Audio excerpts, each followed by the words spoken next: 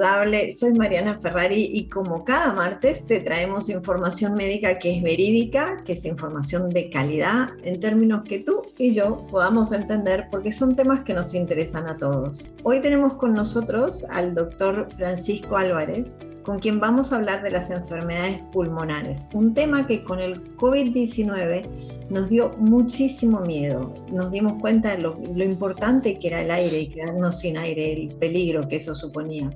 El doctor Álvarez es un especialista en neumología de la Clínica Mayo en Jacksonville, Florida. La Clínica Mayo, ya sabes, es uno de los centros médicos más importantes del mundo y con mejor calidad médica, con nuestros doctores y mejor calidad en todo lo que es la tecnología médica. El doctor Álvarez está especializado en la enfermedad pulmonar obstructiva, que ahora nos va a contar de qué se trata, las afecciones vasculares pulmonares y también la apnea del sueño, lo que muchos ignorantes como yo conocemos como el ronquido. Doctor Álvarez, bienvenido a Martes Saludable. Es un placer tenerlo por aquí. El placer es mutuo. Bueno, muchas gracias.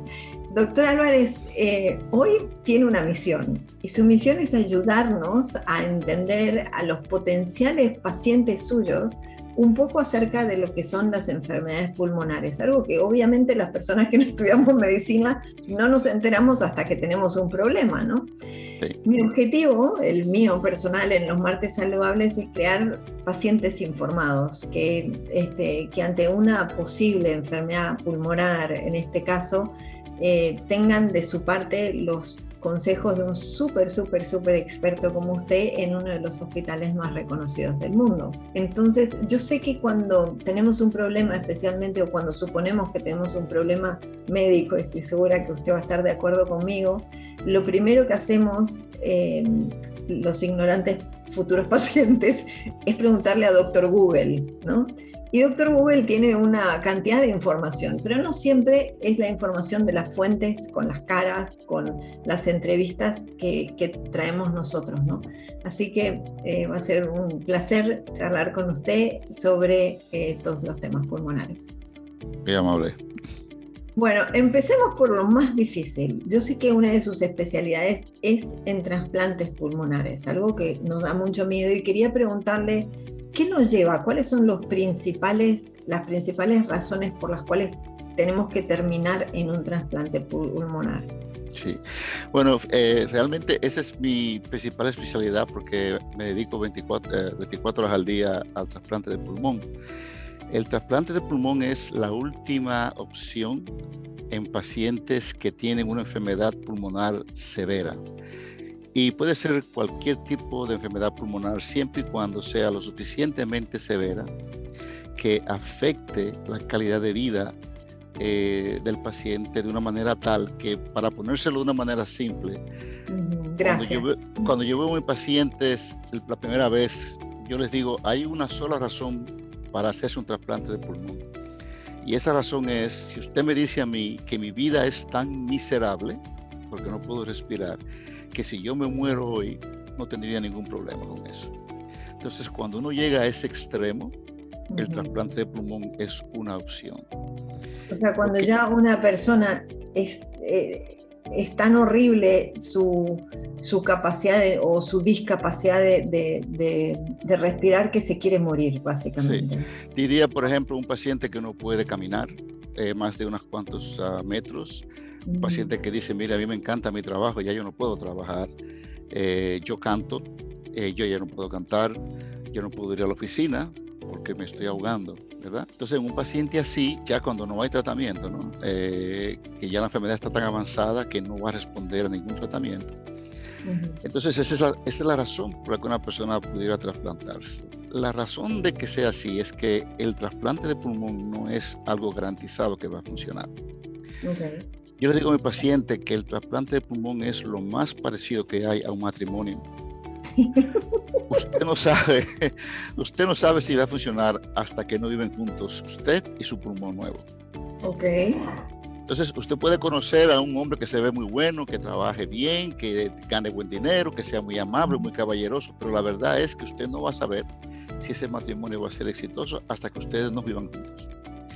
Y eso es lo mismo con el trasplante. El pulmón pudiera o no pudiera funcionar. ¿Por qué? Porque es como decir la química entre dos personas, ¿no? ¿Por qué dos personas se pueden llevar muy bien? Eso es un misterio, ¿no? Nadie sabe por qué hay personas que se llevan bien en una relación y otras no. El trasplante de pulmón es lo mismo. Si el donante y el receptor no tienen una buena química, los genes del donante no se correlacionan con los genes del receptor, el trasplante no va a funcionar. Por otro lado, si hay una buena química, el trasplante va a ser muy exitoso y ese paciente va a tener una vida totalmente nueva. Entonces, esa es la indicación de un trasplante, una enfermedad pulmonar muy avanzada para la cual ya no hay tratamiento efectivo. Qué interesante. Entonces, ahora que mencionó el matrimonio, le voy a contar las estadísticas de los divorcios. Y le quiero preguntar, claro, porque ya me hizo una analogía que la entendí perfectamente. Todo el mundo que se ha casado la entiende. Y estoy segura que nuestra audiencia también la va a entender. Entonces, las estadísticas de divorcios en los Estados Unidos rondan el 50%, que es mucho. Es mejor de lo que yo pensaba. Sí. Le quería preguntar si el rechazo a un nuevo pulmón está más o menos en esos números o tenemos mejores esperanzas que con el matrimonio. Es mejor. Fíjese, nosotros tenemos un sistema inmunológico que es el resultado de 500 millones de años de evolución. Es un sistema extraordinariamente complejo y efectivo. Es una maravilla de bioingeniería. Y ese sistema, desde que usted pone ese pulmón o cualquier otro órgano, va inmediatamente a reconocer que ese pulmón no es el mío y yo lo voy a destruir. Eso pasa al segundo de usted poner ese pulmón ahí. Entonces, para eso tenemos que darle drogas muy poderosas para, digamos así, anular ese sistema inmunológico. Y si usted no le administra esas medicinas, el divorcio es un 100%. Si le administramos la medicina y tenemos un poquito de suerte, entonces la estadística es que ese paciente va a vivir el 90% o más el primer año, 65% 3 años, 55% 5 años. Eso depende de muchos factores, ¿no? Depende de la edad del paciente, si tiene otros problemas de salud, pero por lo general yo diría que un 55-60% de los pacientes viven 5 años o más. Esa estadística no suena tan bonita como la del trasplante de riñón o de corazón o de hígado, pero yo lo que les digo es, mire, 55% es mucho mejor que 0. Uh-huh. Y si usted le va bien, usted tiene una buena posibilidad de vivir mucho más de 5 años. Tenemos pacientes de 10, 15, 20 años. O sea que cuando usted no tiene nada que perder, pues apostar y jugar a la ruleta rusa no es gran cosa cuando usted no tiene nada que perder ya, ¿verdad?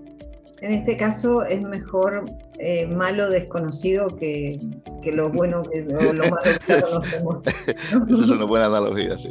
Está bien. Bueno. Y por lo general yo diría que el 90% de los pacientes que se trasplantan me dicen a los 6 meses que lo harían de nuevo si volvieran atrás en el tiempo, porque se sienten lo suficientemente satisfechos de que dicen, mire, si volviera otra vez atrás lo hiciera de nuevo. O sea que el 90% de los pacientes básicamente es como que uno le devuelve la vida de alguna manera, ¿no? Sí, eso es mágico. Porque fíjense que todos tenemos cuestas pendientes con la gente que uno quiere, ¿verdad? Hay cosas que siempre sabemos que debemos hacer y no lo hacemos. Y de repente me estoy muriendo, de repente tengo una nueva vida y entonces aprovechan ese tiempo para arreglar ciertas cosas, ¿no?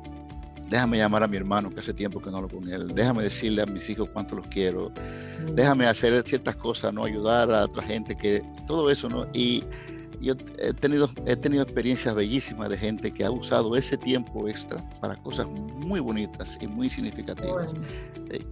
Y eso es mágico. Qué lindo lo que está contando, doctor, porque además me imagino que debe ser tan cierto. Es como que de repente tenemos una segunda posibilidad de vivir, ¿no? O que nos damos cuenta de lo finita que es la vida, que en el fondo por ahí la saludable no lo sabe. Para dar un ejemplo, cuando me mudé a la casa donde vivo hoy, pocos días después vi una filtración en el techo del garaje.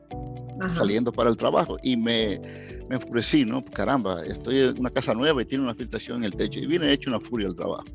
Y mi primer paciente ese día estaba esperando por un trasplante y le pregunto, ¿cómo se siente hoy? Y dice, me siento fenómeno, doctor. Dice, hoy tomé una bocanada de aire profundo y no me desmayé tosiendo.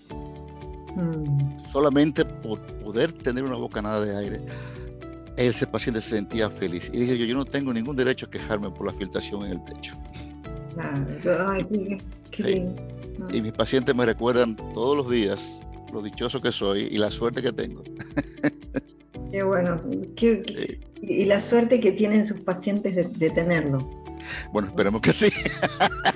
No, de verdad se lo digo, porque a ver, es tan importante la relación con un doctor y sobre todo si lo pueden conocer, ojalá que si alguien lo necesita y lo puede conocer en esta entrevista pueda llegar a usted y acercarse a usted.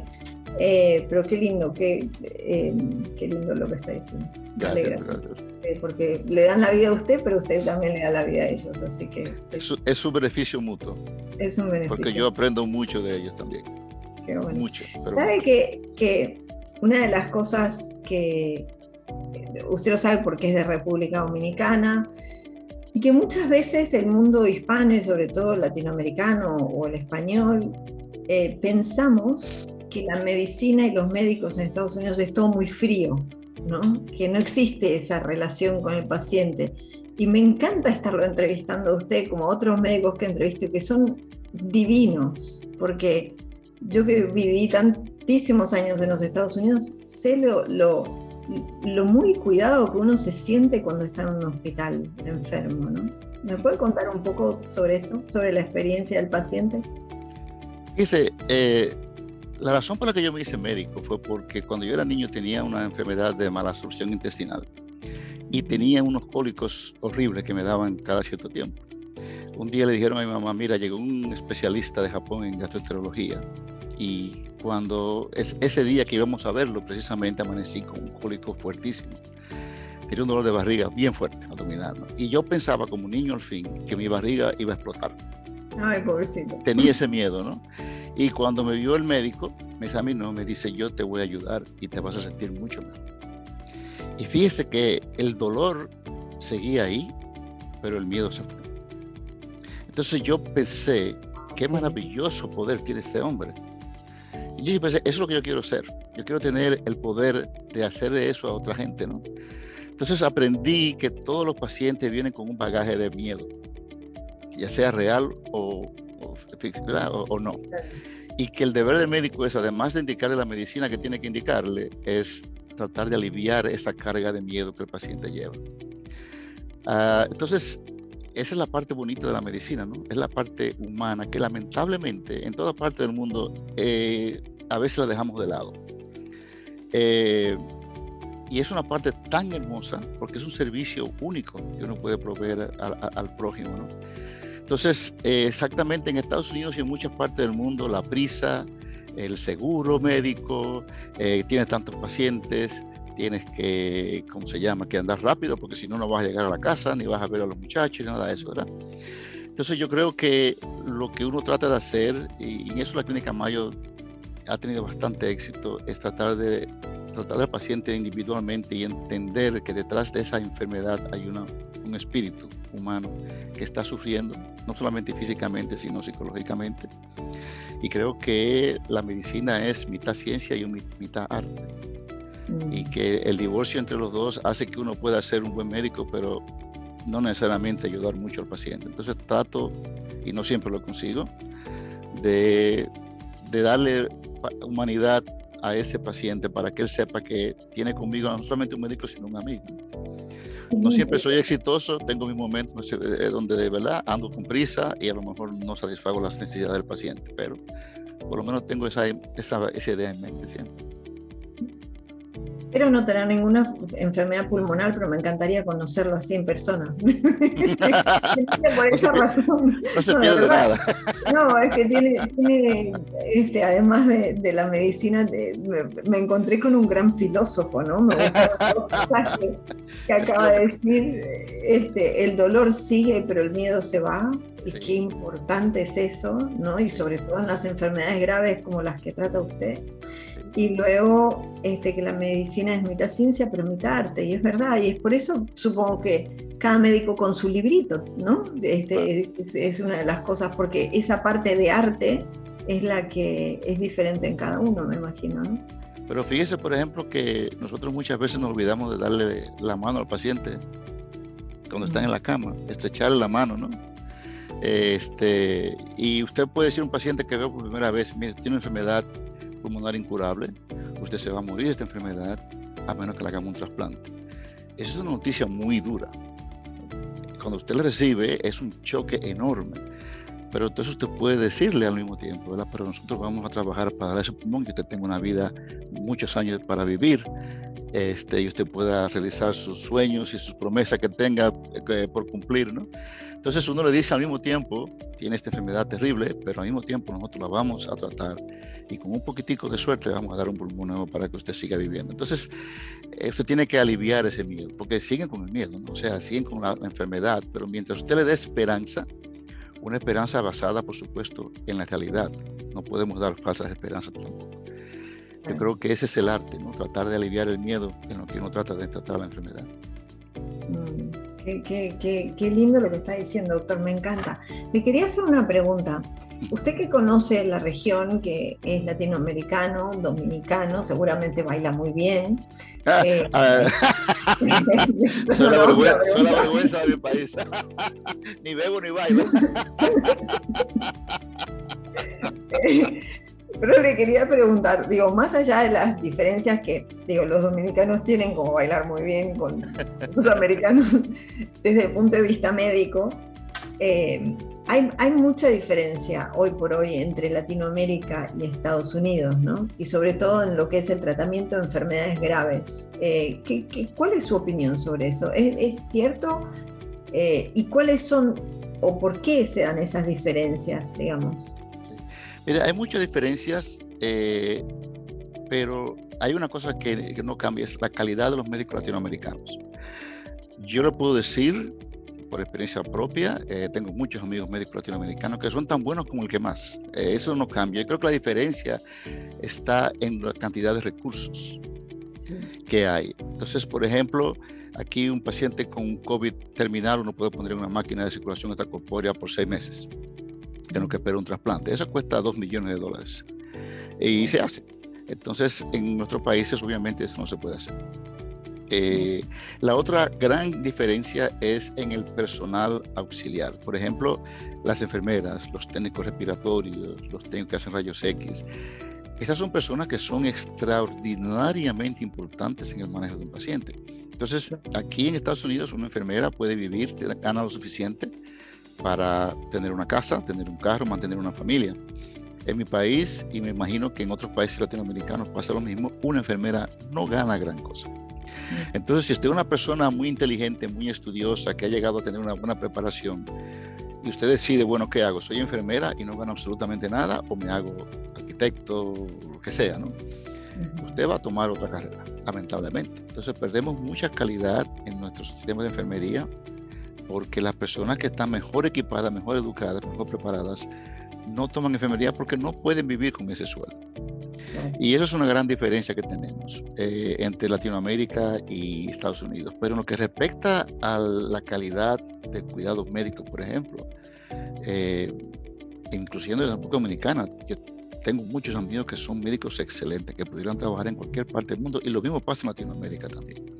Sí, a mí me parece que eso que está diciendo tiene mucho que ver, o sea, los recursos, como por ejemplo, sobre todo ahora, con el desarrollo de la tecnología que hay en Estados Unidos, que es impresionante, ¿no? Sí.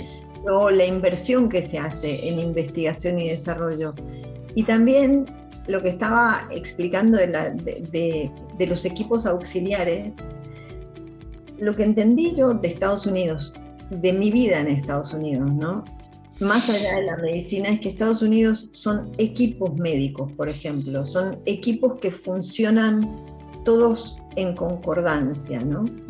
Y un día un amigo me decía que, médico justamente, me decía que la diferencia entre Latinoamérica y Estados Unidos es que en Latinoamérica tenemos excelentes médicos, buenos hospitales en algunos casos, pero no con todos los recursos, alguna buena enfermera, ¿no? Porque todo eso no trabaja como un equipo. Y él me hizo una analogía que me gustó mucho. Me dijo, por ejemplo, para que el tráfico fluya en las autopistas americanas, que hay tantísimo tráfico, está todo coordinado, o sea, hay un peaje que directamente es automático, nadie tiene que parar ya nunca más en una barrera para pagar un peaje, ¿no? Hay un peaje que está coordinado con las ambulancias, con los servicios de emergencia, con la autopista que gestiona el peaje, con la policía, con el seguro del coche. Entonces, cuando algo pasa, todo ese sistema se activa, ¿no? Sí, sí. Y entonces me decía, en Latinoamérica tenemos todo, porque tenemos el seguro, tenemos la autopista, tenemos el peaje, ¿no? Tenemos la ambulancia, tenemos la policía que de vez en cuando nos pone una multa, pero ninguno trabaja de forma conjunta como para que todo eso fluya, ¿no? Y él me decía, en la medicina pasa igual. Sí.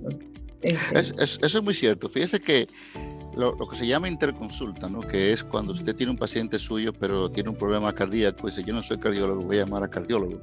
Uno de los primeros hospitales que hizo eso en los años 1800 fue la Clínica Mayo. Los hermanos Mayo tuvieron esa visión de que el médico no va a poder asimilar todos los conocimientos de todas las áreas. Y se dedicaron a entrenar médicos en cada especialidad para irlos trayendo a la clínica, ¿no? Ya eso es algo común, ya todo el mundo sabe que puede consultar a otro especialista, pero en realidad, en ese sentido, tiene usted mucha razón, hay médicos que son reticentes a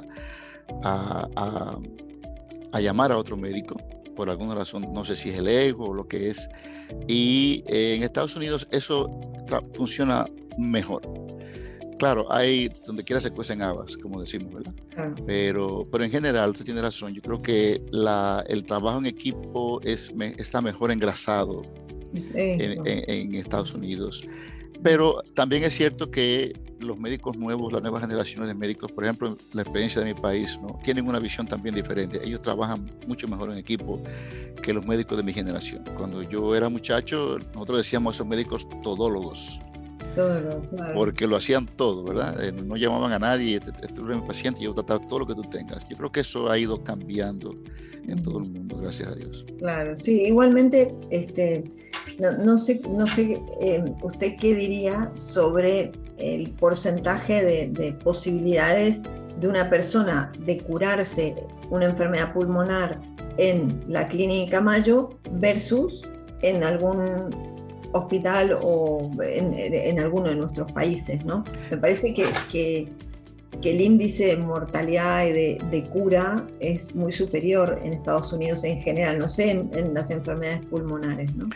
Fíjese que las enfermedades pulmonares, por lo pronto, se tratan igual casi en todas partes. Le voy a poner un ejemplo, el enfisema, ¿no? Es causado por el cigarrillo en su mayor parte. El tratamiento en Estados Unidos es igual que el tratamiento en cualquier sitio del mundo. Lo que las medicinas serían las mismas, ¿no? Ahora usted dirá, a lo mejor en Latinoamérica hay gente que no puede acceder a las medicinas, ¿no? Pero si, por ejemplo, un buen neumólogo en Colombia, en Venezuela, en República Dominicana, va a tratar el enfisema exactamente igual que como trataríamos acá. Donde cambia un poquito es ya cuando el enfisema o la enfermedad que sea se hace, ya avanza mucho y ya el paciente está en un estado realmente prácticamente terminal. Entonces ahí influyen otros factores. Entonces ahí la tecnología sí pudiera ayudar, el trasplante, cierto tipo de cirugía que hacemos, la terapia física pulmonar, que es un área muy descuidada, donde usted manda a ese paciente afectado con una enfermedad pulmonar avanzada, usted lo envía a un hospital, a un gimnasio, donde va a haber una terapia física específicamente diseñada para pacientes con problemas de pulmón. Y ese paciente puede triplicar su cantidad de ejercicio que puede hacer por el simple hecho de tener una buena terapia física. Y eso en nuestros países está un poquito descuidado. Aquí mismo también. Yo veo pacientes a cada rato que yo digo, ¿usted ha hecho terapia física pulmonar? Me dicen, no, nunca me han enviado a eso, ¿no? Pero por lo general, los neumólogos no curamos muchas cosas. O sea que si usted tiene, por ejemplo, fibrosis pulmonar o enfisema, el tratamiento va a ser muy similar. Otro campo muy diferente es la llamada hipertensión pulmonar, que es una enfermedad donde la presión en el pulmón aumenta mucho y es una enfermedad muy grave que puede resultar en la muerte del paciente. Entonces, ahí hay varias drogas que son bastante costosas, varios tratamientos, y en ese sentido hay una gran diferencia en el tratamiento en Latinoamérica o en otras partes del mundo en Estados Unidos. Ahora bien, en hospitales buenos latinoamericanos se trata tan bien como en cualquier otro sitio, ¿no? A menos, claro, que ya sea una enfermedad muy terminal, muy avanzada. En ese caso, yo creo que hay un poquito de diferencia de beneficio en Estados Unidos y en Europa, por ejemplo, que en países latinoamericanos. ¿En qué casos usted le recomendaría a un paciente ir a Estados Unidos, por ejemplo, a tratarse? En enfermedades pulmonares, ¿no? Sí, yo creo que todo depende del diagnóstico. Por ejemplo, un paciente que está bien enfermo, que tiene una limitación severa, ¿no? Que ya la calidad de vida se le está muy disminuida, que está frustrado, porque ahora mismo yo no puedo hacer las cosas que yo quisiera. Yo tengo nietos y quisiera jugar con ellos y no puedo trabajar, no puedo, ¿verdad?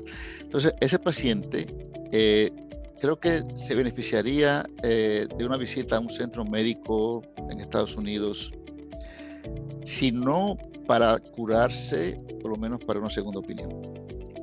Claro, esta es la otra cosa, ¿no? Access One, por ejemplo, esta compañía que es sponsor nuestro, ellos tienen segunda opinión médica con médicos como usted, con la Clínica Mayo, con la Universidad de Harvard, o sea, con los principales centros médicos, ¿no? Yo siempre pienso, ¿por qué la gente no pide una segunda opinión médica? Y lo importante que es, ¿no? Sí. A ver, cuénteme, ¿por qué cree usted que es importante? La principal causa de eso es culpa de los médicos. Porque no le decimos al paciente, mire, este es un trato muy complicado, yo creo que esto es lo que tenemos que hacer, pero yo le recomiendo una segunda opinión. Porque con una segunda opinión todo el mundo gana. Gana el paciente. Si por ejemplo, el otro médico que yo le recomiendo tiene la misma idea que yo, eso me ratifica que a lo mejor estoy en lo correcto. El paciente se siente mejor porque dice, bueno, ya me han dicho las mismas cosas dos médicos, o sea que parece que sí, que ese es el caso, ¿no? Y el paciente se siente mejor. Le alivia un poquito el miedo, porque el paciente tal vez que está muy enfermo dirá, ¿y será verdad que es esto? Y puede tener dudas, ¿será que esto es lo que hay? El médico me dijo que esto es lo único que puede darme. Cuando usted tiene una segunda opinión, entonces el paciente se siente mucho mejor. Y ese alivio que tiene el paciente de saber que me están dando un tratamiento correcto, eso no tiene precio. Lo que pueda valer la consulta, yo creo que se paga de sobra con el alivio psicológico que tiene el paciente. Si el otro médico tiene una opinión diferente, esa es una oportunidad para yo aprender. Porque entonces yo digo, déjame ver qué es lo que piensa este otro médico. Y pudiera yo estar de acuerdo o no. Pero más de una vez me ha pasado que he aprendido con lo que no sabía. Entonces, gana el paciente. De alguna manera tenemos, no sé si la palabra sería desconfiar, pero podría ser, porque no encuentro otra en este momento. Ya le dije que tengo que encontrar un doctor que me hable de las enfermedades mentales, a ver si me ayuda. Pero lo que le voy a preguntar es si tenemos que desconfiar de esos médicos que no nos sugieren ante un diagnóstico complejo una segunda opinión. Yo creo que desconfiar es una palabra un poco dura porque... Dura, sí, es dura, es fea. Sí. Muchas veces la razón por la que no recomiendan una segunda opinión es porque están muy seguros del diagnóstico y de lo que se debe hacer. Yo he tenido la experiencia de que me refieren pacientes que me llaman, mira, me enteré que estás ahí, quiero que me veas porque me han dicho esto, y cuando vienen acá yo les digo, mira, es exactamente como te dijo tu médico y yo estoy completamente de acuerdo.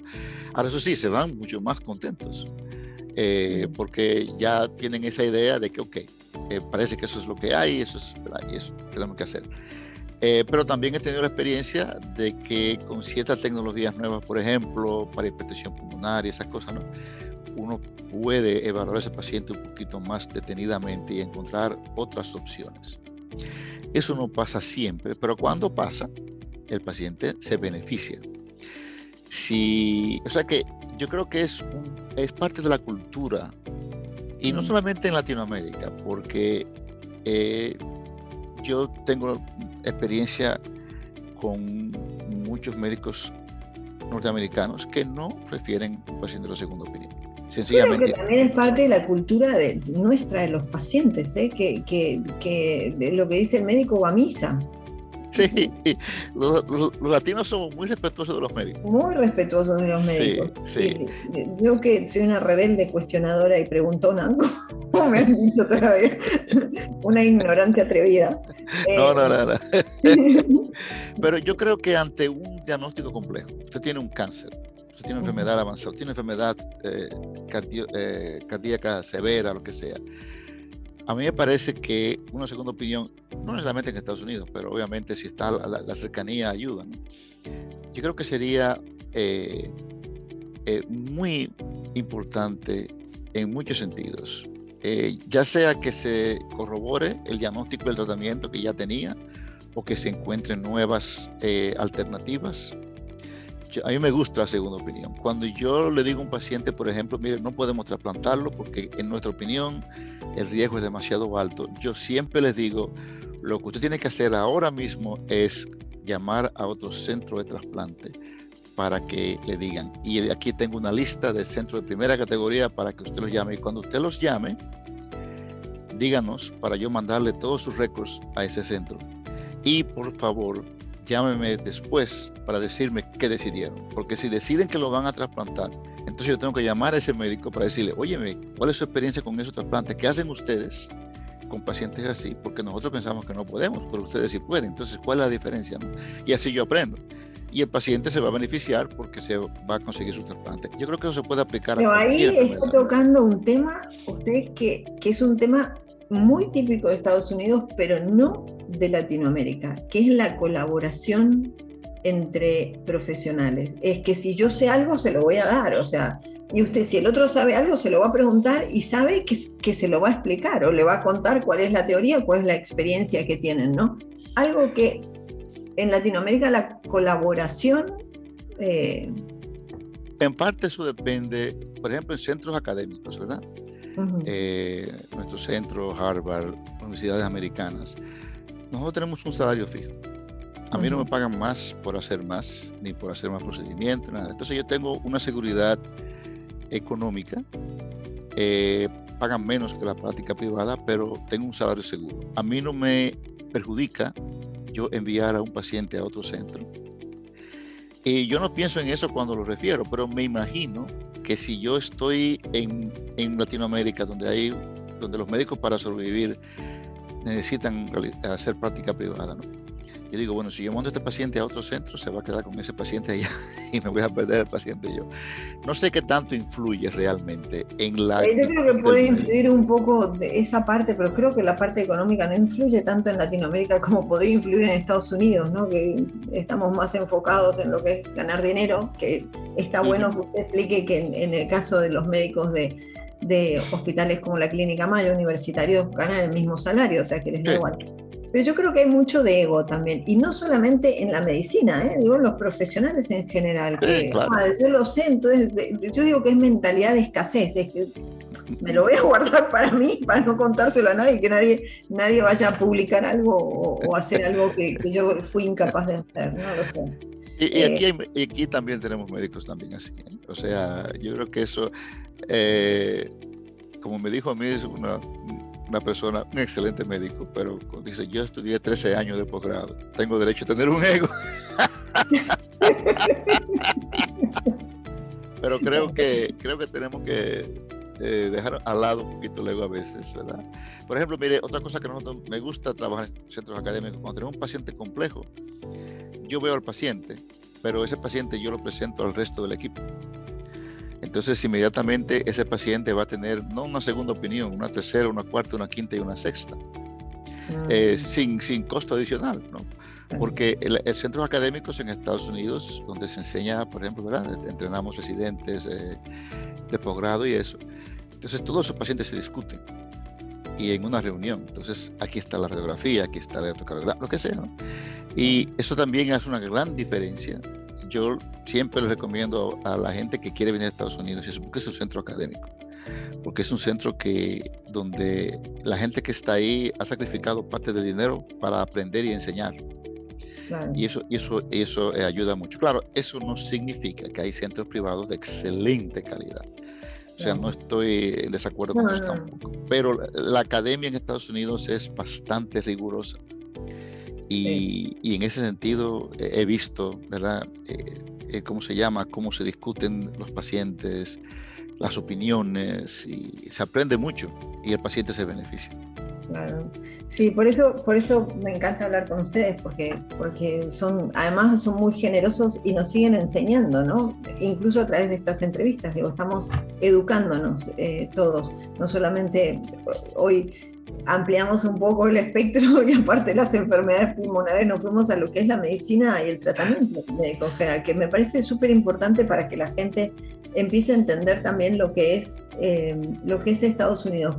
Para mí es una maravilla y le voy a decir que nací en Argentina, donde la medicina supuestamente es bastante buena, donde hay médicos que son buenos, pero mi experiencia médica en Estados Unidos, o sea, como paciente siempre estoy hablando, ¿no?